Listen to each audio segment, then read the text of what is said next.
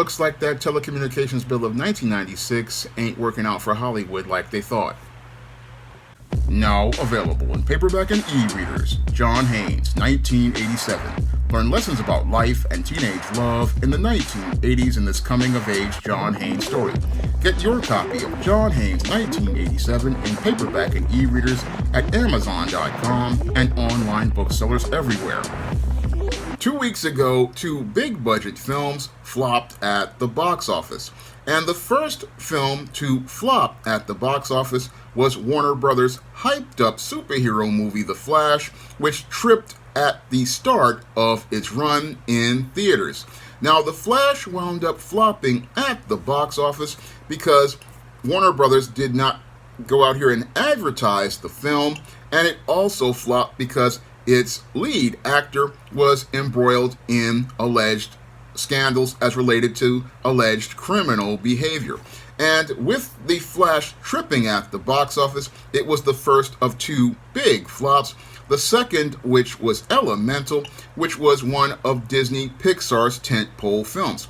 Now, Disney and Pixar were hoping that Elemental would do well at the box office. However, the film wound up only getting $29 million at the box office on a $200 million plus budget, and that was due to the fact that Disney basically did not go out here and, one, advertise the film, and two, the film did not go out here and answer a critical question that most screenwriters like myself have to answer before we put fingers to the keyboard, and that question is, why should we care?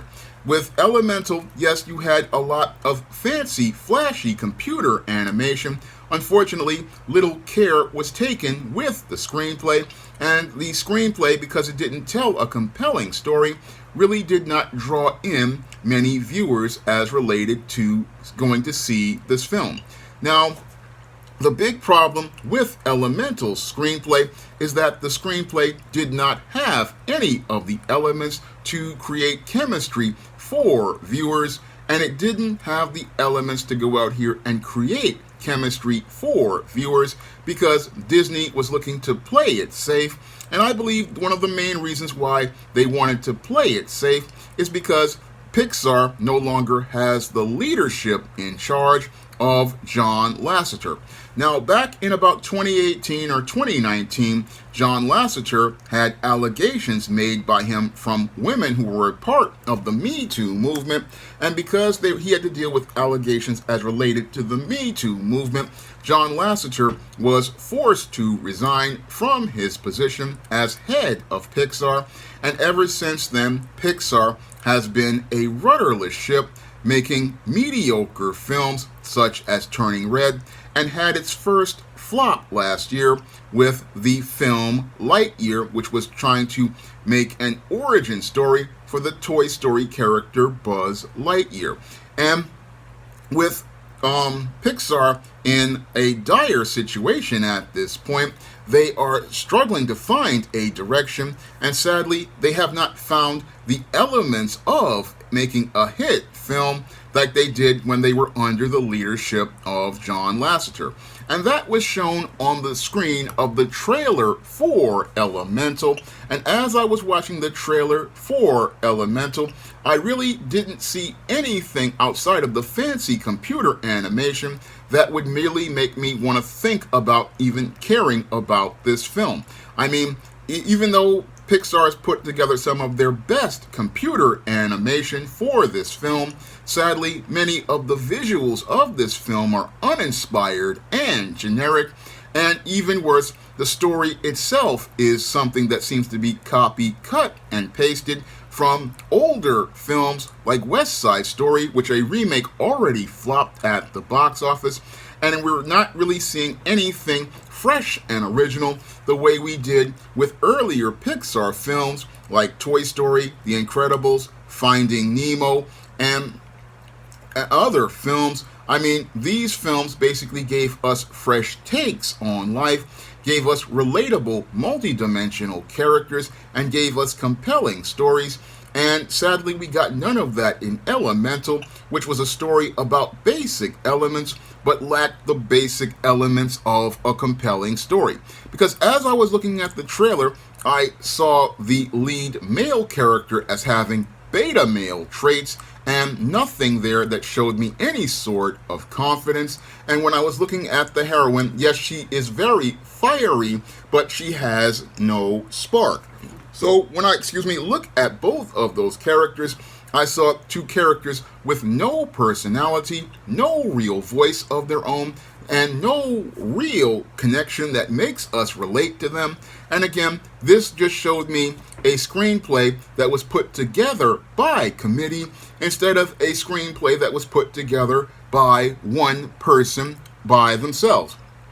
And there's a big difference between a screenplay put together by a committee and a screenplay put together by one person, because a screenplay by committee basically features, again, cut and pasted sequences that feel like they come from other films, whereas a screenplay like I write for a book like All About Marilyn, or a story that I write for a book like Easting the Sands of Time, it feels original. It feels like it comes from the heart of that individual. It feels like it comes from the soul of that individual.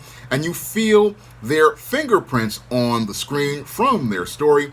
But I didn't feel that from Elemental. No, with Elemental, everything just felt so artificial and felt so manufactured that when I was looking at that trailer, I just had to shake my head, because this was not a film that really told a story that you could care about. It told a story that basically was just meant to be there, and it just really didn't have any sort of personality. I mean, when I looked at Elemental, it really reminded me of the trailer for Strange World, another film that flopped at the box office. And again, the big problem with these films is that they don't really go out here and tell a distinct story. No, the big problem with Elemental is that it has no elements that create chemistry.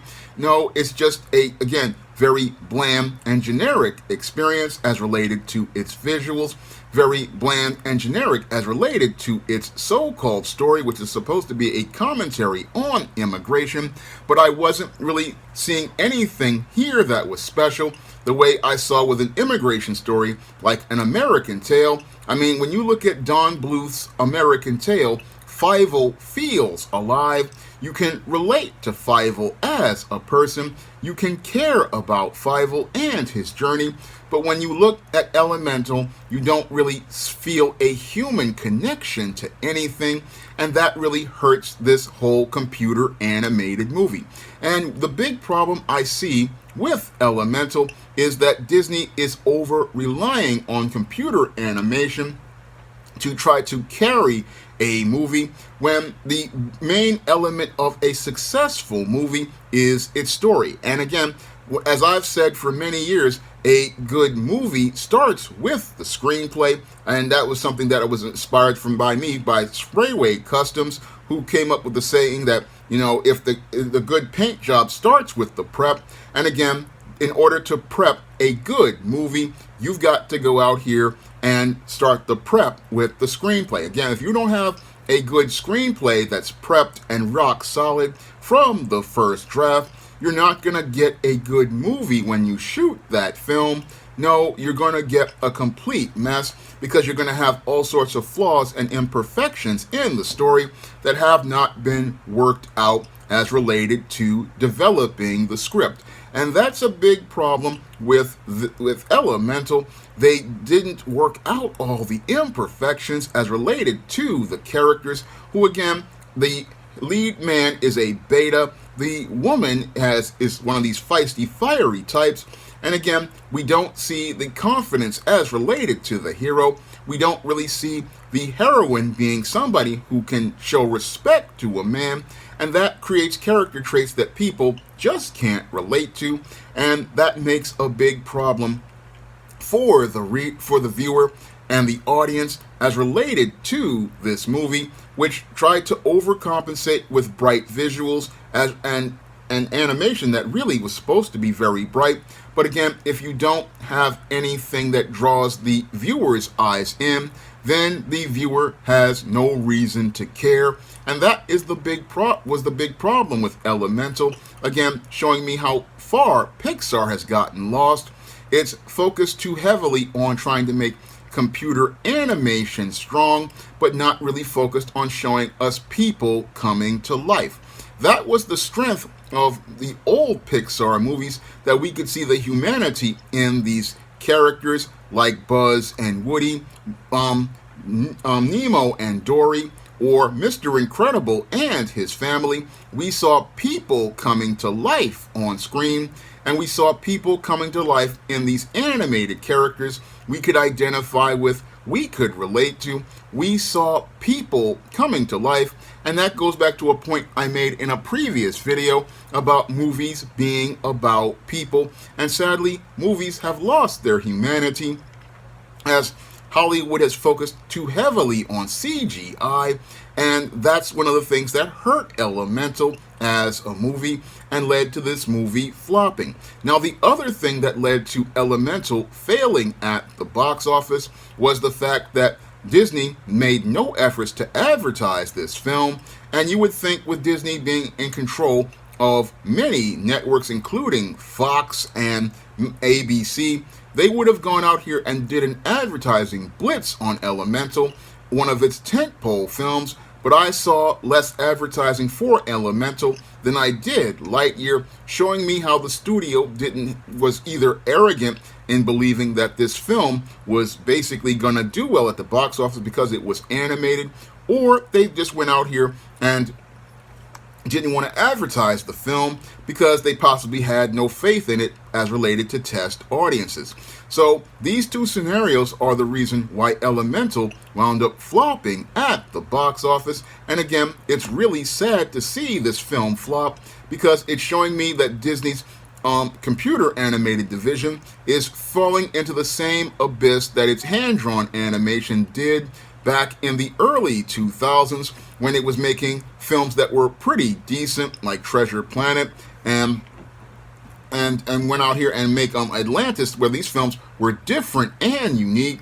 But sadly, Disney didn't stand behind those films, and they failed at the box office. And then hand-drawn animation basically collapsed with Home on the Range, a questionable film, which I'm still wondering why somebody at Disney greenlit. So when I look at Pixar, it's in the same bad situation that Disney's hand-drawn animated division was in, and both of those divisions were in bad places due to the inability to focus on prepping for the script. And again, it was the scripts that did these movies in, and it's scripts that are doing these Disney computer animated films in, because they are focused on going out here and focused on trying to make flashy animation, but not giving us any sort of story that has any substance. I mean, this story is as bland and generic as Strange World, and both of these movies and Lightyear never answered that critical question: why should we care? How does this relate to the human condition? These are things that writers like myself have to think about before we put fingers to the keyboard. And again, you can feel the passion coming from a script from someone, like when I was writing the screenplays for All About Marilyn, or even when I write a YA novel like Esteem the Sands of Time. When I go out here and I put fingers to the keyboard, I try to put a part of myself in the story, and again, put the passion on the page so that the characters can connect and resonate with people. And that's something that's really lacking with today's Hollywood, which has forgotten all about people as it's gone on this obsessive quest for box office. And as it's gone on this obsessive quest for the box office of the MCU, Disney has lost its way as a studio, and that shows with the failure of Pixar's Elemental and the complete collapse of the Pixar division without John Lasseter in charge. And again, Disney's focus on trying to appeal to the identity politics crowd with films like Elemental, trying to make a story about immigration without ever having anything that relates to immigration, again, basically failed. And again, this movie failed, sadly, because It's the sad new direction of Hollywood and their tunnel vision for box office. And as they've had their tunnel vision for box office, sadly, they've forgotten all about people, and that's given people less reason to go out here and pay $15 at the theater to see their movies. And most people would rather wait for streaming. And again, they wait for streaming because there's nothing special there that shows you a person that you can go out here and care about. Now, if you want to pick up my screenplay book, All About Marilyn, you can find that book on Amazon.com in paperback and Kindle format. And if you want to pick up my take on princesses like Disney princesses, Esteem the Sands of Time, you can find that book on paperback and Kindle format on Amazon.com. And if you have Kindle Unlimited, you can read Esteem the Sands of Time for free. And if you want to see me make more videos about the entertainment industry, you can send a donation to my Patreon, my PayPal, or my Cash App by clicking the links in the description box. That's all I have to say for this video. You can comment, rate, and subscribe. Now available in paperback and Kindle Unlimited. Isis, All That Glitters. The goddess next door takes on a bikini-clad bank robber in this action-packed, all-new Isis series adventure. Get Isis, All That Glitters in paperback and Kindle Unlimited today. Now available in paperback and Kindle. All About Marilyn. Learn all about the struggles of a faded former teen sitcom star in this absolutely fabulous 5-star screenplay. Get All About Marilyn in paperback and Kindle on Amazon.com today. Support Black-owned and Black-operated digital broadcast media. www.niceradionetwork.com. Nice Radio Network, broadcasting 24 hours a day, 7 days a week.